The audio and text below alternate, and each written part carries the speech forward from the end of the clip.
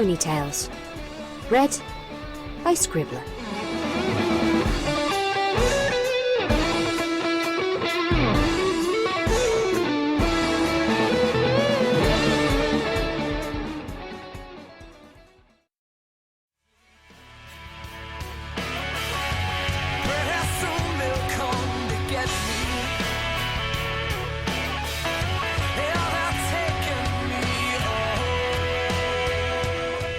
Saturday by Bulletproof. I'm not crazy, I'm just a little unwell. I know right now you can't tell, but stay a while and maybe then you'll see a different side of me. I'm not crazy, I'm just a little impaired. I know right now you don't care, but soon enough you're gonna think of me and how I used to be.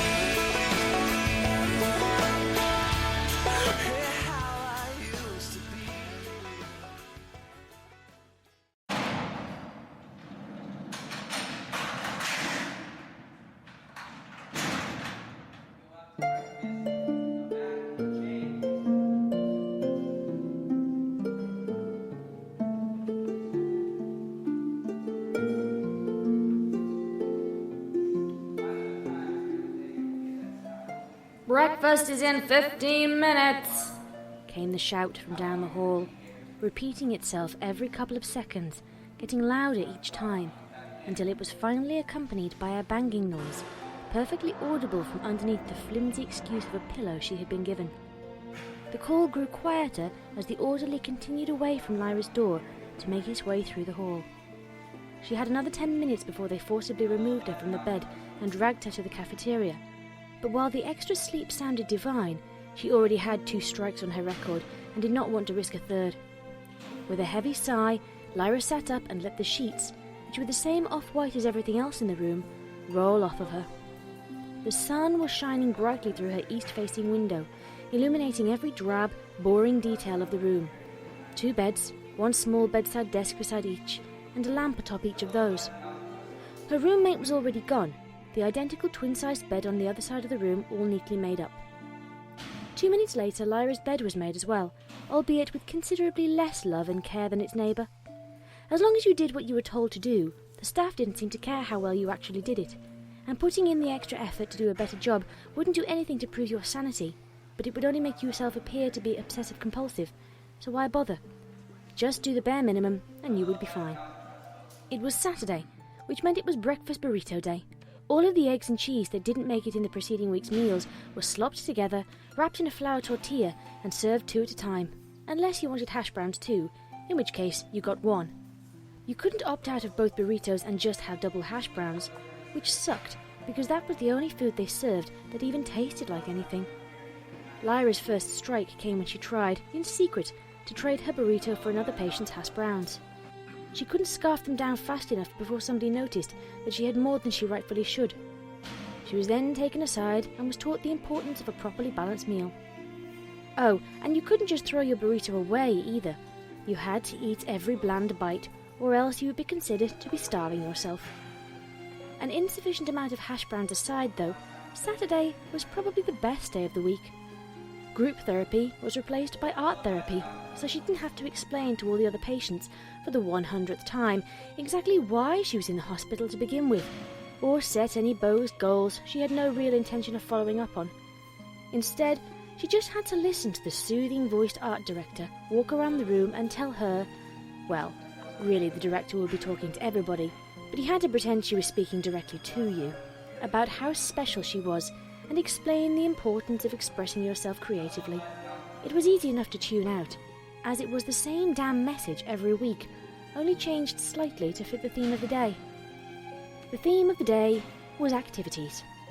Patients were required to draw an object relating to their favourite activity that was there to do at the hospital. Of course, it had to be something hospital-related, because drawing something from the outside would only remind some of the more unstable patients that there was an outside, which would, more often than not, result in them having a breakdown, putting the therapy on hold until they were either calmed down or doped up. Despite the limited subject material, some of the ponies were able to make the most of the situation and find a way to express themselves creatively. Lyra was not one of these ponies. She drew a rectangle, and then drew a sunset on that rectangle, finally finishing by writing a title above the sunset. She could have done this in 30 seconds, but by being very particular about the tiniest details, she was able to stretch it out into 5 minutes. She picked up a yellow crayon and started to colour in the sun. "Reading!" the art director exclaimed as she walked by Lyra. "That is one of my favourite activities, too! What book is this, Miss Heartstrings?" She gave the title, but when asked what it was about, she blanked. She never actually read the book in question. If you just sat in your bed with an open book in hoof, turning the page every once in a while, they wouldn't force you into any other sort of activity in order to keep you occupied. Until now, she had never been asked a single question about whether she had read, and so it was never a problem for her to just let her mind wander and try to forget where she was. She could have lied about the story, but then she ran the risk of the book being among the art director's personal library. Instead, she just said that she hadn't read it yet, but it was next on her list, and she really liked the cover, hoping that the hospital wasn't keeping close enough track of which book she had been pretending to read to catch her. "Well then, you'll just have to let me know once you've finished it." Lyra said that she would, and continued to colour in the sun. Before lunch, she had a meeting with her doctor. This was true for every day, weekend or not. Once a day, she would step out of the off-white void and into the only room she had ever seen of the hospital without even a hint of colour to it. The walls were tall and covered with dark wood panelling, and directly behind the doctor's desk was an entire wall of books. The carpet was dark blue and soft, unlike the scratchy shag pile that covered the floor of her room. It was all that she could do not to roll her eyes at the doctor's forced optimism when he said it looked like Lyra was making some progress, before he went right into the routine questions, and her into her routine answers. "How have you been sleeping at night?" "Fine." "Have you been thinking about hurting yourself?" "No." "Have you been taking your medication?" "Yes." "Have you seen any humans lately?" "Not since last time we met." The doctor commended her, remarking that it had been 2 weeks since the last time she saw anything. She was apparently well on her way to recovering. She thanked him, and he sent her back out into the void. The cafeteria still had the lingering scent of pan-fried potatoes, causing Lyra's stomach to growl as she walked towards the back of the line. She closed her eyes and inhaled, trying to convince herself that hash browns awaited her at the front, which only worsened her disappointment when she saw her options were either salad or a sandwich, the latter merely being the former between 2 slices of bread. It was peanut butter and jelly sandwiches for dinner on Saturdays, so Lyra opted for the non-bread meal. When she sat down, another patient joined her immediately. It was a young stallion that Lyra was convinced had a crush on her. He covertly passed her his packet of ranch dressing, but she begged off, telling him that her girlfriend would be visiting today, and she didn't want to miss the chance to see her just because she had had some extra dressing. He called her a bitch and stormed away, but he would be back the next day. Saturday was Visitation Day. So was Friday, technically, but Saturday is the only day Bon Bon could come anymore, after using up too many of her sick days visiting on both during the first weeks. Between the hours of 1 and 3, one pony could visit for as long as the entire 2-hour period, or 2 ponies could come at the same time for as long as 1 hour. Bon Bon used to stay for the full 2 hours, but as time went on, they found they had less and less to talk about, and so their visits became shorter and shorter. After a half-hour or so, they usually sat in awkward silence across the table from one another for a few minutes before parting ways. Bon Bon leaned forward, but Lyra held a hoof up. "I can't." "What do you mean?" The earth pony looked genuinely upset, which, though she would never admit it, lifted Lyra's spirits a little bit, and she took it to mean that Bon Bon still loved her, and the attempt at a kiss was not a lie. "Remember last week when we hugged? I got my second strike for that, because I've been told not to several times already. Can you imagine if we kissed? You'd never see me again." Lyra finished with a laugh, but Bon Bon looked more upset still. "Not even a hug then?" "No physical contact at all. They won't allow it." The pair looked around the large room, filled with white tables over which the other patients were talking with their loved ones, and watching over them all was no less than 4 tall stallions in white coats with grim, emotionless faces. The two eventually decided on blowing one another a kiss, and soon Lyra was alone again. She had free time before dinner, so she went to the library and found the book she had claimed she would be reading soon, skimmed the plot summary on the back cover, and brought it back to her room. She sat under the covers with her back propped up against the wall, and while her face was buried in the pages, her mind was still on Bonbon. In her mind, there were no guards in the room to stop them from completing their kiss. In her mind, there were no other patients or the loved ones of patients sitting around them at their own tables. They were alone, and, as such, their kiss turned into something much more than a kiss. This was another routine activity that Lyra had managed to fit into her schedule while she was lucky enough. She looked over to her roommate's bed, double-checking that it was still made and unoccupied. 1 hour later, the call came down the hall for the ponies to come to dinner. Lyra closed the book, which she had already read halfway through, and put it on her bedside desk. While Saturday's dinner was always PB&J, there was usually some variation in the jellies. This day in particular, the ponies had a choice between the standard grape and the popular strawberry, which, for some reason, they never seemed to have enough of for everybody who wanted it. Those in the back of the line were just out of luck, and Lyra was always in the back of the line. After dinner came what many of the patients referred to as dessert.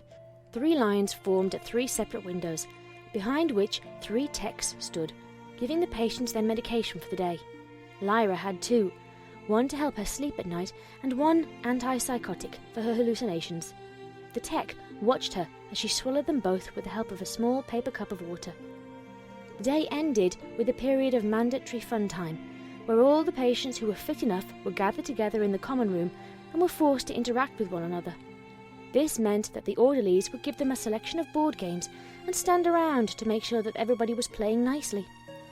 Lyra was in the middle of her second game of Clue Junior, a variant of the popular murder mystery game that was decidedly lacking in the area of murder, when she thought she heard somebody calling her name.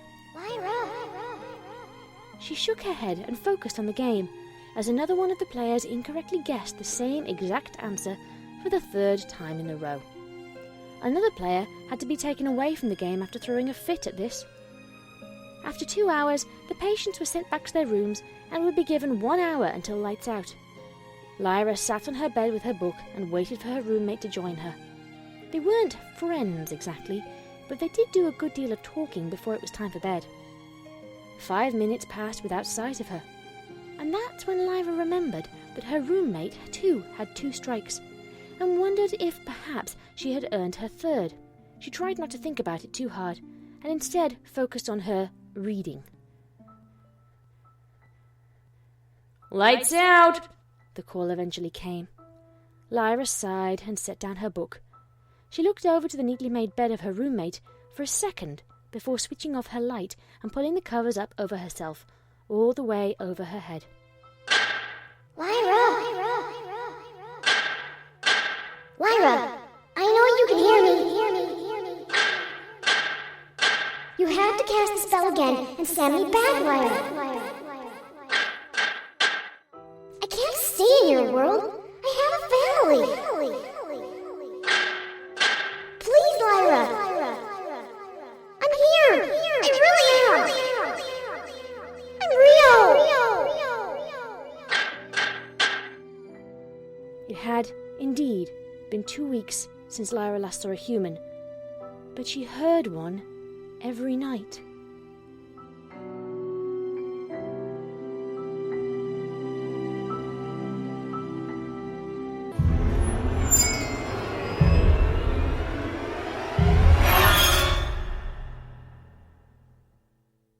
What do you mean, solitary? Bonbon demanded of the doctor. Last night, Lyra Heartstrings had a breakdown. She smashed her window and completely destroyed her room while yelling to wake the dead. We believe she was having another one of her human episodes, as she seemed to be yelling at some pony. But she was the only pony in the room at the time. Bonbon sighed. For how long? The doctor shrugged. Until she is deemed well enough to be released back into the main hospital. That's as accurate an answer as any pony can give you right now. Bon Bon was silent for a moment, but eventually thanked the doctor for informing her. He said that he would update her as the updates came, and she made her way out of the hospital, where a yellow mare with an orange mane waited for her. What did they see? Bon Bon did not reply, but just walked onwards. Honey, please don't call me that. Not right now. The two continued on in silence, walking away from the setting sun and back into the town proper.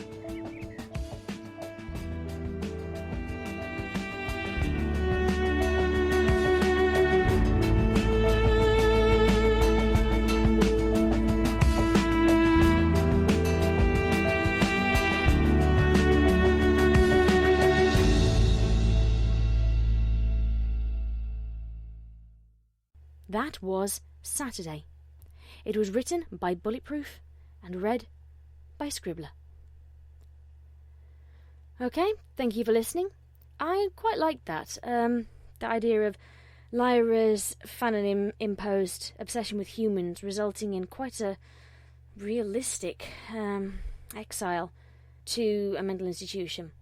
However you take the final scene of that, you have to agree that it's quite realistic as far as MLP goes. I'm not entirely sure what prompted me to read this one. Apparently I was not in a very happy mood. I hope people enjoyed it anyway. Next time I hope to read something a little longer, perhaps something a little sunnier. We will see. In the meantime, thank you for everybody for the feedback you've given so far, and I hope to see you again. Be lovely to each other, and good night, everybody.